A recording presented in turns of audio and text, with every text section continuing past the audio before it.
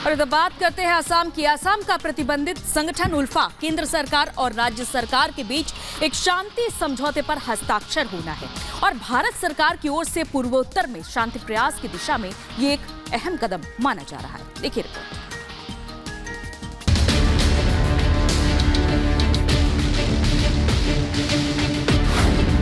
असम में होगा उग्रवाद का अंत। दशकों पुराना संघर्ष होगा खत्म। अमित शाह की ऐतिहासिक पहल। उल्फा संगठन के साथ शांति समझौता। United liberation front of Assam, Bharat सरकार और असम सरकार के बीच एक त्रिपक्षीय शांति समझौते पर आज हस्ताक्षर होने जा रहा है, जिसका मकसद असम में दशकों पुराने उग्रवाद को खत्म करना है और पूरे प्रदेश में शांति की बहाली करना है। भारत सरकार के पूर्वोत्तर में शांति प्रयास की दिशा में एक बहुत बड़ा कदम है। गृह मंत्री अमित शाह की पहल पर यह अहम समझौता होने जा रहा है।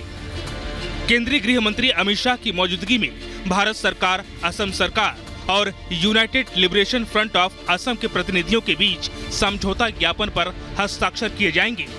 इस दौरान भारत सरकार और असम सरकार के कई बड़े अधिकारी भी मौजूद रहेंगे। पिछले एक साल से इस शांति समझौते को लेकर उल्फा के बड़े नेताओं से केंद्र सरकार के अधिकारी लगातार वार्ता कर रहे थे, जिसका नतीजा है आज इस समझौते पर हस्ताक्षर हो रहा है। इस शांति समझौते पर हस्ताक्षर होने के बाद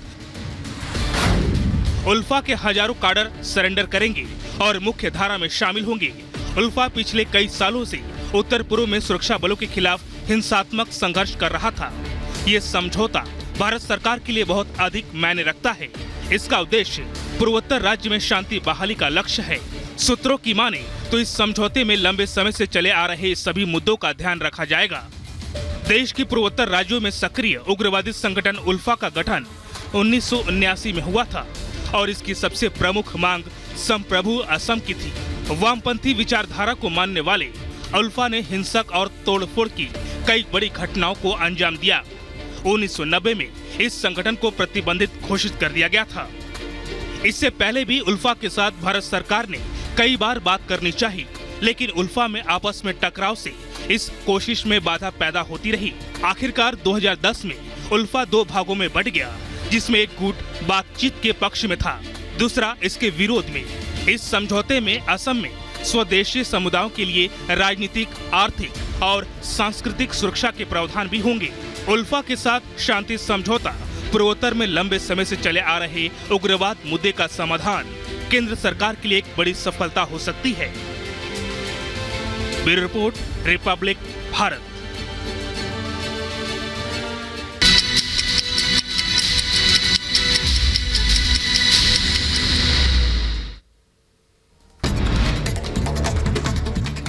पूर्वोत्तर में शांति को लेकर आज एक और ऐतिहासिक समझौता। उग्रवादी संगठन उल्फा और केंद्र सरकार के बीच समझौते पर होंगे हस्ताक्षर। गृह मंत्री अमित शाह और असम के सीएम हिमंता बिस्वा शर्मा मौजूद रहेंगे।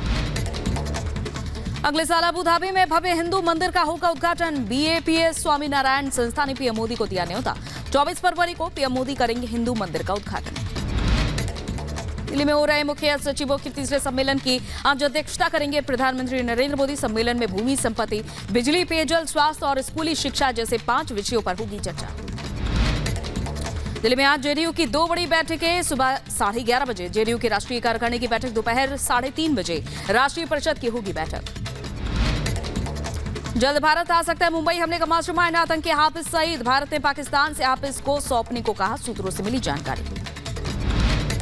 भारत की एक और बड़ी कूटनीतिक जीत, कतर में कैद 8 भारतीयों की फांसी की सजा पर लगी रोक। भारत के हस्तक्षेप के बाद सजा पर रोक, विदेश मंत्रालय ने दी जानकारी। यूपी सरकार में कैबिनेट मंत्री नंदगोपाल गुप्ता का सपा पर हमला, कहा स्वामी प्रसाद मौर्य सपा के इशारे पर कर रहे हैं बयानबाजी। सपा सनातन विरोधी पार्टी। गठबंधन में फिर पीएम पद को लेकर बयानबाजी तेज। कर्नाटक के सीएम सिद्धरामैया का बयान, देश के मुद्दे कांग्रेस हल कर सकती है, राहुल बने पीएम। और इधर लॉकेट बनर्जी का बयान, कहा पीएम नरेंद्र मोदी के नेतृत्व में हो रहा है देश का विकास। अगले 30 से 40 साल कर बीजेपी केंद्र में रहेगी। अयोध्या में भव्य राम मंदिर के अंदर की सामने आई तस्वीरें। मंदिर के अंदर ज्यादातर काम हो चुका है पूरा, फाइनल टच का काम जारी। पीएम के आगमन से पहले पूरे अयोध्या को किले में तब्दील किया गया। आज रात 12 बजे से लखनऊ हाईवे को बंद कर दिया जाएगा। पीएम के रोड शो के लिए कई रूट को डायवर्ट किया जाएगा। जेएनयू कैंपस की दीवारों पर फिर से लिखे गए विवादित स्लोगन को लेकर छात्रों ने जताई नाराजगी। पुलिस ने कोई शिकायत न मिलने की कही बात। पूरी अयोध्या उत्सव मना रही है, चारों ओर भजन गीत और लगातार सिर्फ राम नाम का जाप हो रहा है। श्री राम मेरे अफसोस नहीं, जो तेरे लिए 100 जख्म सहे, बन जाए सुघर मंदिर सुंदर, चाहे जान मेरी ये रहे न रहे। तेरी नगरी में बस जाऊं, तेरे चरणों की रज पाऊं, इतनी सी है बिनती राम जी।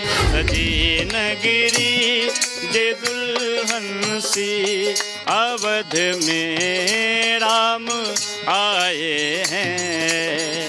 बोले राधा रामचंद्र की।